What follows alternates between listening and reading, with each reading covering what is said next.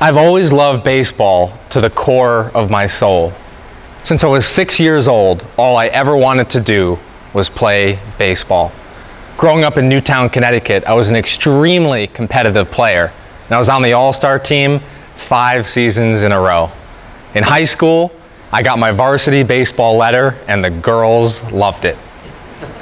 Fellow Toastmasters, honored guests, contest chair, I got recruited to play baseball at McDaniel, a competitive school based in Maryland based on my outstanding performance in high school. I had dreams and aspirations of playing professional baseball, but in order to do that, I had to really shine in college. Fast forward to my senior year of college. Of the 8 outfielders on the team, I was number 4. I really had to get into the game because if I got an opportunity to play in the game, I could get noticed by a scout and possibly play pro ball. My first 3 years of college, I was always a junior member, but this was my chance, this was my opportunity, and I was going to make it count. I did everything in my power to get into the game. I stayed late after practice. I talked to the coach nearly every single day. I even went to the field at midnight with a huge bag of baseballs, my tee and my bat, and I would just hit balls off the tee for hours into the middle of the night, just perfecting my swing to be the best player I possibly could. Who does that? I was a hungry, salivating pit bull, and I was ready to do whatever I had to do to get into the game. I was waiting for one of those starting 3 outfielders to screw up, because if they screwed up, I was going to play really well and not come out. Season kicks off. We have a week-long tournament down in Jupiter, Florida. On the way home from that tournament, we're in the airport. I'm eating at a restaurant with my friend Mookie. Mookie was a starting left fielder, very good player, and a friend of mine. As we were eating, I remember thinking to myself, I want to prove to Mookie that I'm the man. I want to show him how independent I am. Waitress comes over. Mookie orders a sandwich and a Dr. Pepper. I order a cheeseburger and a Budweiser. Mookie says, "You know that's against team rules, right?" And I said, "Yeah, I do."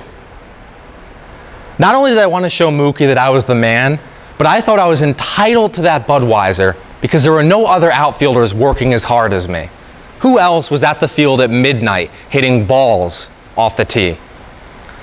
Order came, I'm taking a long, delicious sip of that Budweiser, and in that exact moment, the 3 assistant coaches walk in the restaurant. Maybe I'm not as good as I thought I was. I tried to hide the beer behind the ketchup and the mustard, but it was too late. My heart was racing. I knew I might be in big trouble. I was embarrassed. Quickly finished my meal. Mookie finished his. We scurried out of the restaurant. Several days later, my head coach called me into his office. He said, "Jeff, I got a report from the 3 assistant coaches that you were drinking a beer in the restaurant. Please tell me that's not true." I said, "Coach, it's not true. I would never break team rules. It was a non-alcoholic O'Doul's beverage." He said, "Oh, really?" Pushed the receipt forward on his desk, the same receipt I had left on the table of the restaurant at the airport. I was so ashamed and embarrassed in that moment, I couldn't even look him in the eye. The beer I drank was in my system for 24 hours. The suspension I got for breaking team rules and lying to my coach was 1 week. 7 days in the grand scheme of things really wasn't that painful.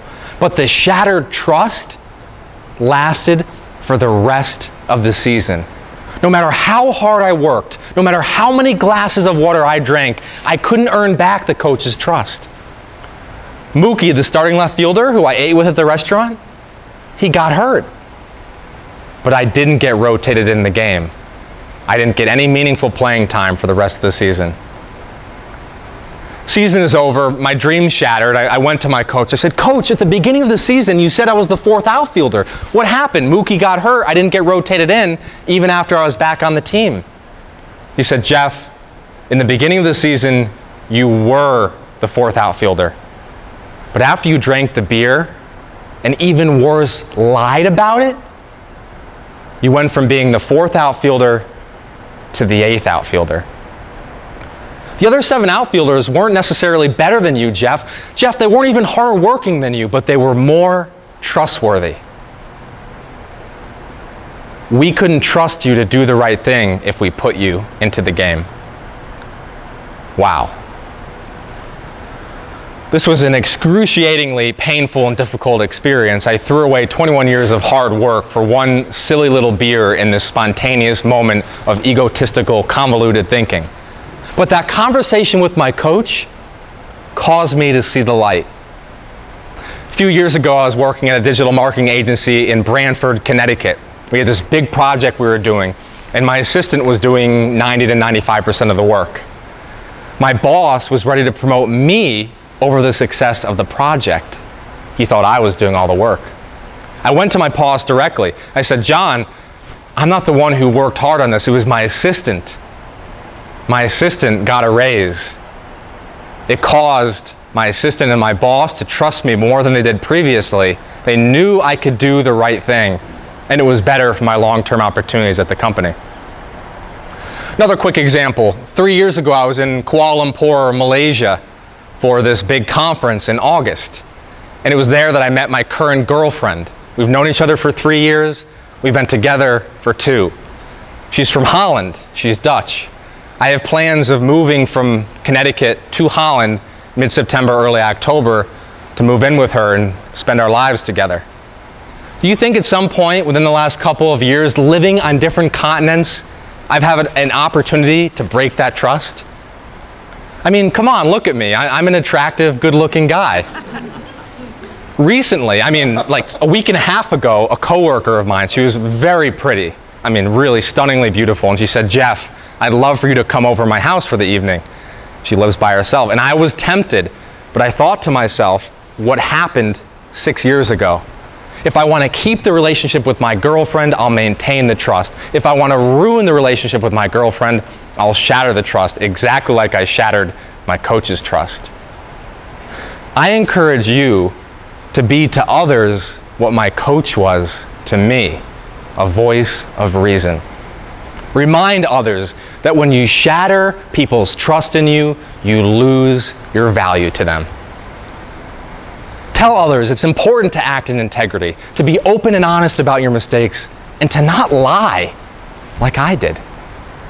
When we do that, we will help others to live a happy, successful life, to avoid shattering their relationships, and to avoid shattering their dreams. Contest chair.